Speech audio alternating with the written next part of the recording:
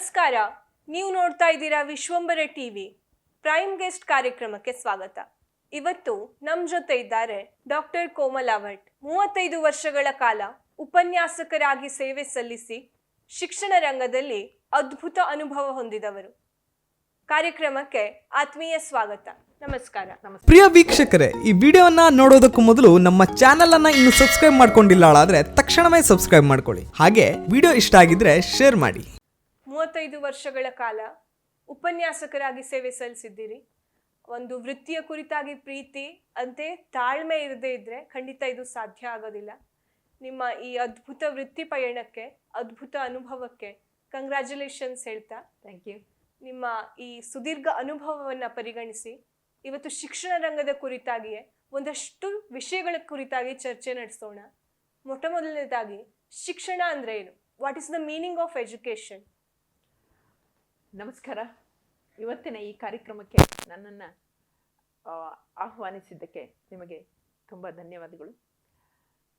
ಇವತ್ತಿನ ಒಂದು ಶಿಕ್ಷಣ ವ್ಯವಸ್ಥೆಯ ಬಗ್ಗೆ 35 ವರ್ಷಗಳ ಅನುಭವದಿಂದ ನಾನು ಮಾತನಾಡಬೇಕು ಅಂತ ನೀವು ಹೇಳಿದ್ದೀರಿ. ನಿಜವಾದ ಅರ್ಥದಲ್ಲಿ ಶಿಕ್ಷಣ ಹೇಗಿದೆ ಅನ್ನುವಂಥದ್ದು it's a matter of concern. ಒಂದು ವ್ಯವಸ್ಥಿತವಾದಂಥ ಸಮಾಜದಲ್ಲಿ ಶಿಕ್ಷಣ ಅದ್ಭುತವಾದಂಥ ಕೆಲಸವನ್ನು ನಡೆಸ್ತದೆ. ಶಿಕ್ಷಣ ಅಂದರೆ ಏನು ಅನ್ನುವಂಥದ್ದನ್ನು ನಾನು ನಿಮಗೆ ತುಂಬ ಕ್ಲಿಯರ್ ಆಗಿ ಹೇಳೋದಕ್ಕೆ ಪ್ರಯತ್ನ ಪಡ್ತೇನೆ. ಶಿಕ್ಷಣ ಒಂದು ವ್ಯಕ್ತಿಯ ಬದುಕಿನಲ್ಲಿ ಜ್ಞಾನವನ್ನು ತುಂಬುವಂಥದ್ದು. ಅವನ ಒಂದು ಮಾನಸಿಕ ಸ್ಥಿತಿ ಒಂದು ಕಲ್ಲು ಬಂಡೆಯನ್ನು ಮನುಷ್ಯನನ್ನಾಗಿ ಪರಿವರ್ತನೆ ಮಾಡುವಂತಹ ಕಲೆ ಶಿಕ್ಷಣಕ್ಕಿದೆ.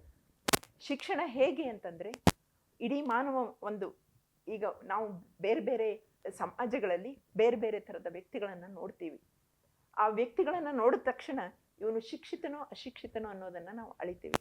ಹಾಗಿದ್ರೆ ಶಿಕ್ಷಣ ಅಂದರೆ ಏನು ಅಂದರೆ, ಮನುಷ್ಯನ ಮನಸ್ಸನ್ನು ವಿಕಸಿತಗೊಳಿಸುವಂಥದ್ದು ಶಿಕ್ಷಣ. ಜ್ಞಾನದಿಂದ ವಿಕಸನ ಹೊಂದಬೇಕು. ಜ್ಞಾನ ಹೇಗಿರಬೇಕು ಅಂತಂದರೆ, ಯಾವುದರಿಂದ ಜ್ಞಾನ? ಆ ಜ್ಞಾನದಿಂದ ಮನುಷ್ಯ ತನ್ನ ಒಂದು ಮೂಲಭೂತವಾದಂತಹ, ಅಂದರೆ ಒಂದು ಶಿಲೆಯನ್ನು ನಾವು ಕಡಿದು ಒಂದು ವಿಗ್ರಹಗಳನ್ನಾಗಿ ಮಾಡ್ತೇವೆ. ಅದಕ್ಕೊಂದಿಷ್ಟು ಪೆಟ್ಟು ಬಿದ್ದಾಗ ಅದು ಹೇಗೆ ಒಂದು ಮೂರ್ತಿಯಾಗಿ ಪರಿವರ್ತನೆ ಆಗ್ತದೋ ಹಾಗೇನೆ ಶಿಕ್ಷಣ ಮನುಷ್ಯನ ಮಾನಸಿಕ ಸ್ಥಿತಿಯನ್ನು ವಿಕಸನಗೊಳಿಸಬೇಕು. ಅಂದರೆ ಒಂದು ನಾಲೆಜ್ ಎನ್ಹಾನ್ಸ್ಮೆಂಟ್. ಅದಕ್ಕೆ ನಾವು ಲರ್ನಿಂಗ್, ಕಲಿಕೆ ಬೇಕು. ಕಲಿಕೆ ಬರೀ ಭಾಷೆಯ ಕಲಿಕೆ ಒಂದೇ ಸಾಲದು. ಈಗ ನಾನು ಶಿಕ್ಷಣ ಅಂದ ತಕ್ಷಣ ನಮ್ಮ ಭಾರತೀಯ ವ್ಯವಸ್ಥೆಯಲ್ಲಿ ಗುರುಕುಲ ಪದ್ಧತಿ ಅನ್ನುವಂಥದ್ದು ಒಂದಿತ್ತು. ಆ ಗುರುಕುಲ ಪದ್ಧತಿಯನ್ನು ನಾವು ಎಷ್ಟು ಹೊಗಳಿದರೂ ಕಷ್ಟ. ಯಾಕೆಂದರೆ ಚಿಕ್ಕ ವಯಸ್ಸಿನಿಂದಲೇ ಅವರು ಶಿಕ್ಷಣವನ್ನು ಪ್ರಾರಂಭಿಸ್ತಿದ್ರು ಗುರುಕುಲದಲ್ಲಿ. ಅದು ನನಗೆ ನನ್ನ ಮಟ್ಟಿಗೆ ಹೇಳೋದಿದ್ರೆ, ಶಿಕ್ಷಣ ಅಂದರೆ ಗುರುಕುಲ ಶಿಕ್ಷಣವೇ ಒಂದು ಚೆನ್ನಾಗಿದೆ ಅನ್ನುವಂಥ ಒಂದು ಭಾವನೆ ನನ್ನಲ್ಲಿ ಬರೋದಕ್ಕೆ ಇಂದಿನ ಒಂದು ಶಿಕ್ಷಣ ವ್ಯವಸ್ಥೆ ಕಾರಣವೇನೋ ಗೊತ್ತಿಲ್ಲ. ಹಾಗಿದ್ರೆ ಶಿಕ್ಷಣ ಹೇಗೆ ಅಂದರೆ, ಒಂದು ಕಲ್ಲಿನಂತಿರುವಂತಹ ವ್ಯಕ್ತಿ, ಅದಕ್ಕೆ ಭಾವನೆಗಳಿಲ್ಲ, ಯಾವ ಭಾವನೆಗಳಿಲ್ಲದಂತಹ ಒಂದು ಮನುಷ್ಯನನ್ನು ಕಡೆದು ವಿಗ್ರಹವನ್ನಾಗಿ ಮಾಡಿದಾಗೇನೆ ಅದೇ ಒಂದು ಶಿಕ್ಷಣ. ಅದನ್ನು ನಾನು ನಿಮಗೆ ಇನ್ನೊಂದಿಷ್ಟು ಅರ್ಥದಲ್ಲಿ ಹೇಳಬೇಕು ಅಂತಂದರೆ, ಶಿಕ್ಷಣ ಒಂದು ಜ್ಞಾನವನ್ನು ಹೆಚ್ಚಿಸಿ ಅವನ ಒಂದು ಮ್ಯಾನರಿಸಮ್ಸ್, ಅಂದರೆ ಅವನನ್ನು ಮನುಷ್ಯನನ್ನಾಗಿ, ಒಂದು ಪ್ರಾಣಿಯಂತಿರುವಂತಹ ವ್ಯಕ್ತಿಯನ್ನು ಮನುಷ್ಯನನ್ನಾಗಿ ಪರಿವರ್ತಿಸುವಂಥದ್ದು ಶಿಕ್ಷಣ. ಹಾಗಿದ್ರೆ ಈ ಒಂದು ಶಿಕ್ಷಣ ವ್ಯವಸ್ಥೆ, ನಮ್ಮ ಈ ಇಂದಿನ ಒಂದು ಶಿಕ್ಷಣ ವ್ಯವಸ್ಥೆಯಲ್ಲಿ ಇದು ಆಗ್ತಿದೆ ಅನ್ನುವಂಥದ್ದನ್ನು ನಾವು ಮುಂದಿನ ಒಂದು ಇದರಲ್ಲಿ ಚರ್ಚಿಸ್ಬೋದು. ಶಿಕ್ಷಣ ಸಾಮಾನ್ಯ ನಾವು ಬಾಲ್ಯದಲ್ಲೇ ಶಿಕ್ಷಣವನ್ನು ಪ್ರಾರಂಭಿಸ್ತೇವೆ. ಬಾಲ್ಯದಲ್ಲಿ ಒಂದು ಮಗು ತಾಯಿಯಿಂದನೇ ಮೊದಲು ಶಿಕ್ಷಣವನ್ನು ಪಡೀತದೆ. ಅಂದರೆ ತಾಯಿಯೇ ಮೊದಲು ಗುರುವಾಗಿರ್ತದೆ. ತಾಯಿಯ ಒಂದೊಂದು ನುಡಿಯನ್ನು ಅದು ಫಾಲೋ ಮಾಡ್ತದೆ. ಹಾಗೆ ಮುಂದುವರಿದು ಸಮಾಜದಲ್ಲಿ ಏನಾಗ್ತದೆ ಅಂದರೆ, ಶಿಕ್ಷಣವನ್ನು ನಾವು ಪ್ರಾರಂಭಿಸುವ ಒಂದು 6 ಅಥವಾ 7ನೇ ವರ್ಷದಲ್ಲಿ ನಾವು ಶಿಕ್ಷಣವನ್ನು ಪ್ರಾರಂಭಿಸ್ತೀವಿ. ಆ ಒಂದು ಶಿಕ್ಷಣದಲ್ಲಿ ಹೇಗಿರ್ತದೆ ಅಂತಂದರೆ, ಮೊದಲನೇ ವರ್ಷದಲ್ಲೇ ಜ್ಞಾನವನ್ನು ನಾವು ಪಡ್ಕೊಳ್ಳೋಕೆ ಸಾಧ್ಯ ಇಲ್ಲ. ಒಂದೊಂದು ಹಂತಗಳಲ್ಲಿ ನಾವು ಶಿಕ್ಷಣವನ್ನು, ಅಂದರೆ ಒಂದು ಕಲಿಕೆಯನ್ನು ಪ್ರಾರಂಭಿಸ್ತೇವೆ. ಕಲಿಕೆಯಲ್ಲೇನೆ ನಾವು ಕೆಲವೊಂದು ಸ್ಕಿಲ್ಸ್ಗಳನ್ನು ನಾವು ಕಲಿತಾ ಹೋಗ್ತೇವೆ, ಕೌಶಲ್ಯಗಳನ್ನು ಕಲಿತೀವಿ. ಸೊ ಇಡೀ ಒಂದು ಮನುಷ್ಯ ಪ್ರಪಂಚದಲ್ಲಿ ಶಿಕ್ಷಣ ಹೇಗೆ ಎಷ್ಟು ಪ್ರಮುಖವಾದಂಥ ಪಾತ್ರ ವಹಿಸ್ತದೆ ಅಂತಂದರೆ, ಒಂದು ಮನುಷ್ಯನನ್ನು ಆಗಿ ಪರಿವರ್ತನೆ ಮಾಡುವಂತಹ ಕಲೆ ಶಿಕ್ಷಣಕ್ಕಿದೆ. ಆ ಶಿಕ್ಷಣದ ಅವಶ್ಯಕತೆ ಬಹಳ ಮಟ್ಟಿಗೆ ಇವತ್ತಿನ ಒಂದು ಸಮಾಜದಲ್ಲಿ, ನಾವೆಲ್ಲ ಶಿಕ್ಷಿತರು ಅಂದರೆ ಯಾವ ಅರ್ಥದಲ್ಲಿ ಶಿಕ್ಷಿತರು ಅನ್ನುವಂಥದ್ದು ಬಹಳ ಪ್ರಮುಖವಾದಂಥ ಅಂಶ. ಶಿಕ್ಷಣ ನಮ್ಮ ಜ್ಞಾನವನ್ನು ವಿಕಸನೆ ಮಾಡುವಂಥದ್ದು ಬರೀ ಜ್ಞಾನಕ್ಕಾಗಿ ಶಿಕ್ಷಣ ಅಲ್ಲ. ಆ ಶಿಕ್ಷಣದಿಂದ ನಾವು ಒಂದು ಪ್ರಬುದ್ಧತೆಯನ್ನು ಪಡಿಬೇಕು. ಮತ್ತು ಆ ಶಿಕ್ಷಣ ನಮಗೆ ಒಂದು ಆಹಾರವನ್ನೂ ಕೊಡಬೇಕು. ಆ ಶಿಕ್ಷಣ ನಮಗೆ ನಮ್ಮ ಬದುಕಿನಲ್ಲಿ ಒಂದು ಪರಿಪೂರ್ಣತೆಯತ್ತ ನಮ್ಮನ್ನು ಕೊಂಡೊಯ್ಯಬೇಕು. ಅದು ನನಗೆ ಶಿಕ್ಷಣ ಅಂತ ಅನಿಸ್ತದೆ. ಇವಾಗ ಮಾತಾಡ್ತಾ ಹೇಳಿದ್ವಿ ಸ್ಕಿಲ್ ಡೆವಲಪ್ಮೆಂಟ್. ಇವತ್ತಿನ ಜಗತ್ತಿಗೆ ಸ್ಕಿಲ್ ಡೆವಲಪ್ಮೆಂಟ್ ನಿಜವಾಗ್ಲೂ ಅವಶ್ಯಕತೆ ಇದೆ. ಹಾಗಾದ್ರೆ ಈ ಎಜುಕೇಶನ್ ಮತ್ತೆ ಸ್ಕಿಲ್ ಡೆವಲಪ್ಮೆಂಟ್ ಅಂತಂದ್ರೆ ಅದಕ್ಕಿರೋ ಸಂಬಂಧ ಏನು? ಇದು ಶಿಕ್ಷಣ ಮತ್ತು ಕೌಶಲ್ಯ ಅಭಿವೃದ್ಧಿ ಒಂದಕ್ಕೊಂದಕ್ಕೆ ಅವಿನಾಭಾವ ಸಂಬಂಧ ಇದೆ. ಅದಕ್ಕೆ ಕೌಶಲ್ಯವನ್ನು ಬಿಟ್ಟು ಶಿಕ್ಷಣ ಇಲ್ಲ, ಶಿಕ್ಷಣವನ್ನು ಬಿಟ್ಟು ಕೌಶಲ್ಯವಿಲ್ಲ. ಶಿಕ್ಷಣದಿಂದ ಕೌಶಲ್ಯವನ್ನು ನಾವು ವೃದ್ಧಿಪಡಿಸ್ಕೊಳ್ತೇವೆ. ಈಗ ಭಾರತೀಯ ಪರಂಪರೆಯಲ್ಲಿ ವೇದ ಉಪನಿಷತ್ತುಗಳನ್ನು ನಾವು ನೋಡಿದ್ರೆ ಅಪಾರವಾದಂತಹ ಜ್ಞಾನ ಇದೆ. ಆ ಜ್ಞಾನವನ್ನು ನಾವು ಕಲಿಕೆಯಿಂದ ಪಡ್ಕೊಂಡು ಬಂದಿದ್ದೀವಿ. ಈಗ ಕೆಲವೊಂದು ಸಂದರ್ಭದಲ್ಲಿ ನಾವು ಕೇಳಿ ಅದನ್ನು ಮುಂದಿನ ಜನರೇಷನ್ಗೆ ಕೊಟ್ಟಿದ್ದಿದೆ. ಈ ಕಲಿಕೆಯಲ್ಲಿ ಹೇಗಿದೆ ಅಂದರೆ, ಆ ಕಲಿಕೆಯಿಂದ ಕೌಶಲ್ಯ ಅಭಿವೃದ್ಧಿ ಆಗಬೇಕು. ಹೇಗಾಗಬೇಕು ಅನ್ನುವಂಥದ್ದು ಬಹಳ ಪ್ರಮುಖವಾದಂಥದ್ದು.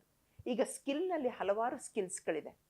Soft ಸ್ಕಿಲ್ಸ್ಗಳಿದೆ, professional ಸ್ಕಿಲ್ಸ್ಗಳಿದೆ. ಈಗ ನಾನು ಇನ್ನೊಬ್ಬರ ಹತ್ರ ಮಾತಾಡ್ತಿದ್ದೀನಿ ಅಂತಂದರೆ, ಆ ಮಾತನಾಡುತ್ತಿರುವಂತಹ ವ್ಯಕ್ತಿಯ ಜೊತೆ ನಾನು ಹೇಗೆ ಸಂಬಂಧವನ್ನು ಕಲ್ಪಿಸ್ಕೊಂಡಿದ್ದೀನಿ, ನನ್ನ ಎಕ್ಸ್ಪ್ರೆಷನ್ಸ್ಗಳು ಹೇಗಿದೆ, ನನ್ನ ಭಾವನೆಗಳು ಹೇಗಿದೆ, ನಾನು ಹೇಗೆ ಅವರ ಜೊತೆ ವಿನಯಪೂರ್ವಕವಾಗಿ ಮಾತಾಡ್ತೀನೋ, ಅಥವಾ ಒಂದು ಅಂದರೆ ಈ ಒಂದು ನಾಲೆಜ್ ಇಲ್ಲದೇನೆ, ಅಂದರೆ ಜ್ಞಾನವಿಲ್ಲದೇನೆ ಮಾತಾಡ್ತೀನೋ, ಆ ಎದುರಿಗಿರುವ ವ್ಯಕ್ತಿ ನನ್ನನ್ನು ಅಳಿತಾನೆ. ಇದು ಶಿಕ್ಷಣದಿಂದ ಈ ಸ್ಕಿಲ್ಸ್ಗಳು ಬರ್ತವೆ.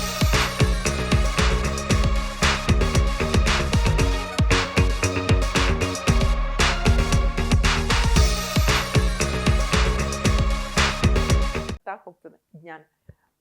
ಇವತ್ತಿನ ಈ ಒಂದು ಸಂದರ್ಭದಲ್ಲಿ ನಾನು ಹೇಳಬೇಕು ಅಂದರೆ, ಸ್ಕಿಲ್ ಇಲ್ಲದೆ ಹೋದರೆ ಅಥವಾ ಕೌಶಲ್ಯ ಇಲ್ಲದೆ ಹೋದರೆ ಶಿಕ್ಷಣ ವ್ಯರ್ಥ ಅನ್ನುವಷ್ಟರ ಮಟ್ಟಿಗೆ ಕೌಶಲ್ಯದ ಬಗ್ಗೆ ಮಹತ್ವ ಬರ್ತಾ ಇದೆ. ಆದರೆ ಕೌಶಲ್ಯ ಮತ್ತು ಶಿಕ್ಷಣ ಜೊತೆಯಲ್ಲಿ ಹೋದರೆ ಮಾತ್ರ ಆ ಕೌಶಲ್ಯಕ್ಕೆ ಒಂದು ಬೆಲೆ ಇದೆ. ಹಾಗಿದ್ರೆ ಕೌಶಲ್ಯ ಅಂದರೆ ಏನು? ಈಗ ಒಂದು ಜಾಣ್ಮೆ, ಕೌಶಲ್ಯ ಅಂದರೆ ಒಂದು ಜಾಣ್ಮೆ. ನೀವು ಶಿಕ್ಷಣವನ್ನು ಪಡಿತೀರಿ. ಕೆಲವೊಂದು ವಿದ್ಯಾರ್ಥಿಗಳು, ನಮ್ಮ ಈ ಶೈಕ್ಷಣಿಕ ಒಂದು ದೃಷ್ಟಿಯಿಂದ ಹೇಳೋದಿದ್ರೆ, ಒಂದು ವಿದ್ಯಾರ್ಥಿಯಿಂದ ಇನ್ನೊಂದು ವಿದ್ಯಾರ್ಥಿಗೆ ಬಹಳಷ್ಟು ವ್ಯತ್ಯಾಸ ಕಂಡುಬರ್ತದೆ. ನಮ್ಮ ಉದ್ದೇಶ ಏನು ಅಂದರೆ, ಒಟ್ಟಾರೆಯಾಗಿ ಎಲ್ಲ ವಿದ್ಯಾರ್ಥಿಗಳು ಒಂದು ಪ್ರಮುಖವಾದಂಥ ಕೌಶಲ್ಯ ಹೇಗಿದೆ ಅಂದರೆ, ಅವರು ಜ್ಞಾನವನ್ನು ಹೇಗೆ ವಿಕಸಿತವಾಗಿ, ಅಂದರೆ ಒಂದು ಪರ್ಫೆಕ್ಷನ್ ಕಡೆಗೆ ಹೇಗೆ. ಈಗ ನಮ್ಮ ಶಿಕ್ಷಣವನ್ನು 3 ಹಂತಗಳಲ್ಲಿ ವಿಭಾಗ ಮಾಡಿದ್ದಾರೆ. ಪ್ರಾಥಮಿಕ ಹಂತ, ಪ್ರೌಢ ಶಿಕ್ಷಣ, ಮತ್ತು ಕಾಲೇಜು ಶಿಕ್ಷಣ ಅಥವಾ ಹೈಯರ್ ಎಜುಕೇಷನ್ ಅಂತ. ಮೊದಲನೇ ಹಂತದ ಶಿಕ್ಷಣದಲ್ಲಿ ನಾವು ಒಂದು ವಿದ್ಯಾರ್ಥಿಯನ್ನು ಗಮನಿಸ್ಕೊಂಡು ಹೋದರೆ, ಅವನು ಶಿಕ್ಷಣವನ್ನು ಹೇಗೆ ಪಡ್ಕೊಂಡಿದ್ದಾನೆ ಅನ್ನೋದ್ರ ಮೇಲಿಂದ ಅವನ ಕೌಶಲ್ಯವನ್ನು ನಾವು ಅಳಿಬಹುದು. ಹಾಗಿದ್ರೆ ಕೌಶಲ್ಯ ಎಂದರೆ ಏನು ಅಂದರೆ, ಒಂದು ಶಿಕ್ಷಣವನ್ನು ಪಡೆದಂತಹ ವ್ಯಕ್ತಿ ಅವನ ಜ್ಞಾನವನ್ನು ಹೇಗೆ ಉಪಯೋಗಿಸ್ಕೊಳ್ತಾನೆ, ಒಳ್ಳೆಯದಕ್ಕೋ ಕೆಟ್ಟದ್ದಕ್ಕೋ ಅನ್ನೋದಕ್ಕಿಂತ ಒಂದು ಪ್ರಬುದ್ಧತೆಯ ಕಡೆಗೆ ಹೋಗುವಂಥದ್ದು ಕೌಶಲ್ಯ. ಶಿಕ್ಷಣದಿಂದ ಪ್ರಬುದ್ಧತೆಯ ಕಡೆಗೆ ಹೋಗುವಂಥದ್ದು, ಅದನ್ನು ಪ್ರಾಕ್ಟಿಕಲ್ ಅಪ್ಲಿಕೇಶನ್ ಮಾಡುವಂಥದ್ದು, ಅಂದರೆ ಬಳಸ್ಕೊಳ್ಳುವಂಥದ್ದು. ಈಗ ಶಿಕ್ಷಣವನ್ನು ಬಳಸಿಕೊಂಡಾಗ ಅದು ಕೌಶಲ್ಯ ಆಗ್ತದೆ. ಯಾವ ಶಿಕ್ಷಣವನ್ನು ನಾವು, ಈಗ ನಿಮಗೆ ಮಾತನಾಡುವ ಕಲೆ ಇದೆ ಅಂತ ತಿಳ್ಕೊಂಡ್ರೆ, ಆ ಮಾತನಾಡುವ ಕಲೆಯನ್ನು ನೀವು ಬಳಸ್ಕೊಳ್ತೀರಾ ಅಂದರೆ ಅದು ಕೌಶಲ್ಯ. ನಿಮಗೆ ಓದುವ ಕಲೆಯಿಂದ ಇದೆಲ್ಲ ಗೊತ್ತಾಗ್ತದೆ. ನೀವು ಜ್ಞಾನವನ್ನು, ಈಗ ಯಾವುದೋ ಒಂದು ವಿಷಯದಲ್ಲಿ ನಿಮಗೆ ಆಸಕ್ತಿಯನ್ನು ಬೆಳೆಸ್ಕೊಳ್ತೀರಿ, ಅದು ಶಿಕ್ಷಣದಿಂದ ಆಸಕ್ತಿ ಬೆಳೀತದೆ. ಕೆಲವರಿಗೆ ಓದುವ ಹವ್ಯಾಸ ಬಹಳ ಇರ್ತದೆ, ಅದು ಆ ಕೌಶಲ್ಯವನ್ನು ಅವರು ಬರವಣಿಗೆಯ ಮೂಲಕ ತೋರಿಸ್ಬೋದು. That is practical. ಈಗ ಯಾವ ವಿಷಯವೇ ಆಗಿರಲಿ, ಶಿಕ್ಷಣ ಅಂದರೆ ಏನು ಅಂತಂದರೆ, ಆ ಶಿಕ್ಷಣದಿಂದ ಯಾವ ಪ್ರಕಾರವಾದಂತಹ ಒಂದು ಪ್ರಾಕ್ಟಿಕಲ್ ನಾಲೆಜನ್ನು ನಾವು ಪಡ್ಕೊಂಡು ಅದನ್ನು ಇಂಪ್ಲಿಮೆಂಟ್ ಮಾಡಬೇಕು, ಅದನ್ನು ಜಾರಿಯಲ್ಲಿ ತರ್ತೀವಿ, ಅದು ಕೌಶಲ್ಯ ಆಗಿರ್ತದೆ. ಇಂದಿನ ಶಿಕ್ಷಣ ವ್ಯವಸ್ಥೆಯಲ್ಲಿ ನೀವು ಬರೀ ಶಿಕ್ಷಣವನ್ನು ಪಡೆದರೆ ಯಾರೂ ಕೇಳೋದಿಲ್ಲ. ಶಿಕ್ಷಣದ ಜೊತೆಗೆ ನೀವು ಕೌಶಲ್ಯವನ್ನು ಎಷ್ಟು ಬಿಂಬಿಸ್ತೀರೋ ಅದು ಬಹಳ ಒಂದು ಇಂಪ್ರೆಸಿವ್ ಆಗಿರ್ತದೆ. ಒಂದು ಕೌಶಲ್ಯದಲ್ಲಿ ಹಲವಾರು ಥರದ ಕೌಶಲ್ಯಗಳಿದೆ. ಈ ಸ್ಕಿಲ್ಗಳಲ್ಲಿ ಈಗ ನೀವು ಒಂದೊಂದು ಹಂತದಲ್ಲಿ ನಾವು ನೋಡ್ತಾ ಹೋದರೆ ಕೂತ್ಕೊಳ್ಳುವಂತಹ ಅದು ಒಂದು ಕೌಶಲ್ಯನೇ. ನೀವು ನಿಂತ್ಕೊಂಡು ಮಾತಾಡ್ತೀರಿ ಬೇರೊಬ್ಬರ ಹತ್ರ, ಯಾವ ಭಾಷೆಯನ್ನು ಬಳಸಿದ್ದೀರಿ, ಆ ಬಳಸ್ತೀರಲ್ಲ ಅದು ಕೌಶಲ್ಯ.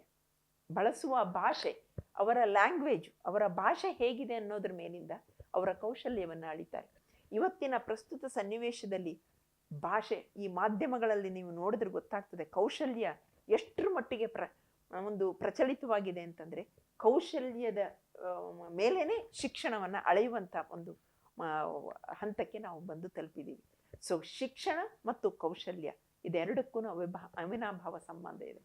ಕೌಶಲ್ಯದಲ್ಲಿ ಹಲವಾರು ಥರದ ಕೌಶಲ್ಯಗಳಿದೆ, ಅದನ್ನು ನಾನು ಮುಂದಿನ ಭಾಗದಲ್ಲಿ ನಿಮಗೆ ಹೇಳೋದಕ್ಕೆ ಪ್ರಯತ್ನ ಪಡ್ತೀನಿ. ಕೌಶಲ್ಯವನ್ನು ನಾವು ಹಾಗಿದ್ರೆ ಒಂದೇ ಶಬ್ದದಲ್ಲಿ ಹೇಳೋದಿದ್ರೆ ನೀವು ಅದನ್ನು ಪ್ರಸ್ತುತಪಡಿಸುವಂಥದ್ದು, ನಿಮಗೆ ದೊರಕಿದ ಜ್ಞಾನವನ್ನು ಪ್ರಸ್ತುತಪಡಿಸುವುದೇ ನಿಮ್ಮ ಕೌಶಲ್ಯ. ಯಾವ ಮಟ್ಟದ ಜ್ಞಾನ ನಿಮ್ಮದಿದೆ ಅನ್ನೋದ್ರ ಮೇಲಿಂದ ನೀವು ನಿಮ್ಮ ಕೌಶಲ್ಯವನ್ನು ಪ್ರಕಟಿಸಬಹುದು. ಪ್ರಾಕ್ಟಿಕಲ್ ಆಗಿ ನಾವು ಹೇಳಬೇಕು, ಅದು ಸುಲಭದ್ದಲ್ಲ. ಇವತ್ತು ಭಾರತ ಇಷ್ಟರ ಮಟ್ಟಿಗೆ ನಾವು ಶಿಕ್ಷಿತರಿದ್ದೀವಿ ಅಂದರೆ 1947 ನಂತರದಲ್ಲಿ ಭಾರತದಲ್ಲಿ ಶಿಕ್ಷಣ ಬಹಳ ಕಡಿಮೆ ಇತ್ತು, ಅಶಿಕ್ಷಿತರ ಸಂಖ್ಯೆ ಜಾಸ್ತಿ ಇತ್ತು. ಶಿಕ್ಷಣ ಪಡೆದವರು ಅಂತ ಅನಿಸ್ಕೊಂಡವರ ಸಂಖ್ಯೆ ಈಗ ಹೆಚ್ಚಾಗಿದೆ. ಈಗ ಯಾಕೆಂದರೆ ನಾವು ಶಿಕ್ಷಣ 100ಕ್ಕೆ 100 ಪ್ರಾಥಮಿಕ ಶಿಕ್ಷಣ ಕಂಪಲ್ಸರಿ, ಕಡ್ಡಾಯ ಶಿಕ್ಷಣ ಇದೆ. ಸೊ ಈ ಹಂತದಲ್ಲಿ ನಾವು ಶಿಕ್ಷಣವನ್ನು ಪಡೀತಿದ್ದೇವೆ. ಆದರೆ ಕೌಶಲ್ಯವನ್ನು ತೋರಿಸುವಂಥ ಹಂತಕ್ಕೆ ಬಂದಾಗ ನಮ್ಮ ಶಿಕ್ಷಣ ಅಷ್ಟು ಸಪೋರ್ಟ್ ಆಗಿ ನಿಂತಿಲ್ಲ ಅಂತನ್ನುವಂಥದ್ದು ನನ್ನ ಒಂದು ಕಾಳಜಿ, ಒಂದು ಕನ್ಸರ್ನಿಂದ ನಾನು ಹೇಳ್ತಿರುವಂಥದ್ದು. ಶಿಕ್ಷಣ ಕೌಶಲ್ಯಕ್ಕೆ ಇರುವಂತಹ ಸಂಬಂಧವನ್ನು ನಾವು ಸರಿಯಾಗಿ ಪ್ರಕಟಿಸಿದ್ದೇ ಹೋದರೆ ನಮ್ಮ ಶಿಕ್ಷಣ ಅರ್ಧಕ್ಕೆ ನಿಂತಂಗೆ. ಶಿಕ್ಷಣದಿಂದ ಕೌಶಲ್ಯವನ್ನು ನಾವು ತೋರಿಸಿದರೆ ಅದು ಇಡೀ ಸಮಾಜಕ್ಕೆ ಒಂದು ಮಾದರಿಯಾಗಿ ಇರುತ್ತದೆ. ಆ ಸಮಾಜಕ್ಕೆ ಒಂದು ಅಭಿವೃದ್ಧಿಯ ಅದು ಆರ್ಥಿಕ ಅಭಿವೃದ್ಧಿ ಇರಲಿ, ಸಾಮಾಜಿಕ ಅಭಿವೃದ್ಧಿ ಇರಲಿ, ನಿಮ್ಮ ಕೌಶಲ್ಯದ ಮೇಲೆ ಅದು ನಿಂತಿರ್ತದೆ. ಇವತ್ತಿನ ಈ ಒಂದು 21ನೇ ಶತಮಾನದಲ್ಲಿ ಕೌಶಲ್ಯ ಬಹಳ ಪ್ರಾಮುಖ್ಯತೆಯನ್ನು ಪಡ್ಕೊಂಡಿದೆ. ನೀವು ಪ್ರಾಕ್ಟಿಕಲ್ ಆಗಿ ಏನು ಹೇಳ್ತೀರಿ ಅನ್ನುವಂಥದ್ದು, ನೀವು ಹೇಗೆ ಅದನ್ನು ಅಭಿವ್ಯಕ್ತಿ ಪಡಿಸ್ತೀರಿ ಅನ್ನುವಂಥದ್ದು ಬಹಳ ಪ್ರಮುಖವಾಗಿರ್ತದೆ. ಸೊ ಶಿಕ್ಷಣದ ಜೊತೆಗೆ ಕೌಶಲ್ಯವೂ ಬೇಕು. ಕೌಶಲ್ಯವನ್ನು ನೀವು ತೋರಿಸುವಂಥದ್ದು, ಅಭಿವ್ಯಕ್ತಿ ಪಡಿಸುವಂಥದ್ದು ಬಹಳ ಒಂದು ಪ್ರಮುಖವಾದಂಥ ಅಂಶ. ಅದು ಯಾವುದೇ ಥರದ ಕೌಶಲ್ಯಗಳಿರಲಿ, ಅದು ಸಾಫ್ಟ್ ಸ್ಕಿಲ್ಗಳಿರಲಿ ಅಥವಾ ಹಾರ್ಡ್ ಟಾಸ್ಕ್ಗಳು ಅದು ಇರಲಿ. ಈಗ ಕೆಲವರೊಬ್ಬರು ಹೋಗಿ ಎದುರುಗಡೆ ಹಾವು ಬಂದಾಗ ಹಾವನ್ನು ಹಿಡಿದು ತೋರಿಸ್ತಾರೆ, ವಿಷಜಂತು ಆಗಿರ್ಬೋದು, ಅದೊಂದು ಕೌಶಲ್ಯ, ಅದೊಂದು ಕಲೆ. ಹಾಗಿದ್ರೆ ಕಲೆಯೇ ಕೌಶಲ್ಯವೇ? ಅದು ಒಂದು ಪ್ರಶ್ನೆ ಬರ್ತದೆ. ಆ ಕಲೆಯನ್ನು ನೀವು ಅದಕ್ಕೆ ಒಂದು ಸಪೋರ್ಟ್ ಆಗಿ ನಿಂತು ಪ್ರಚುರಪಡಿಸದೇ ಹೋದರೆ ಆ ಕೌಶಲ್ಯ ಮುಂದುವರಿಯೋದಕ್ಕೆ ಸಾಧ್ಯ ಇಲ್ಲ. ಇಂದಿನ ಸಮಾಜದಲ್ಲಿ ನಾವು ಒಂದು ಸಂಬಂಧಗಳನ್ನು ಕಲ್ಪಿಸುವಾಗ, ಶಿಕ್ಷಣಕ್ಕೆ ಮತ್ತು ಕೌಶಲ್ಯಕ್ಕೆ ಸಂಬಂಧವನ್ನು ಕಲ್ಪಿಸುವಾಗ ಶಿಕ್ಷಣದಿಂದ ಕೌಶಲ್ಯ ಅಭಿವೃದ್ಧಿ ಆಗಬೇಕೇ ಹೊರತು ಬರೀ ಕೌಶಲ್ಯ ತನ್ನಿಂತಾನೇ ಎಲ್ಲೂ ಬರೋದಿಲ್ಲ. ನಾಲೆಜಿನಿಂದ ಒಂದು ಜ್ಞಾನದ ವಿಕಸನಗೊಂಡಾಗ ಕೌಶಲ್ಯ ತನ್ನಿಂತಾನೇ ಬರ್ತದೆ ಅನ್ನುವಂಥದ್ದು ನನ್ನ ಭಾವನೆ. ವೀಕ್ಷಕ ಮಹಾಪ್ರಭುಗಳೇ, ನಮ್ಮ ಚಾನಲ್ ಅನ್ನು ಸಬ್ಸ್ಕ್ರೈಬ್ ಮಾಡಿ, ಶೇರ್ ಮಾಡಿ, ಪ್ರೋತ್ಸಾಹಿಸಿ.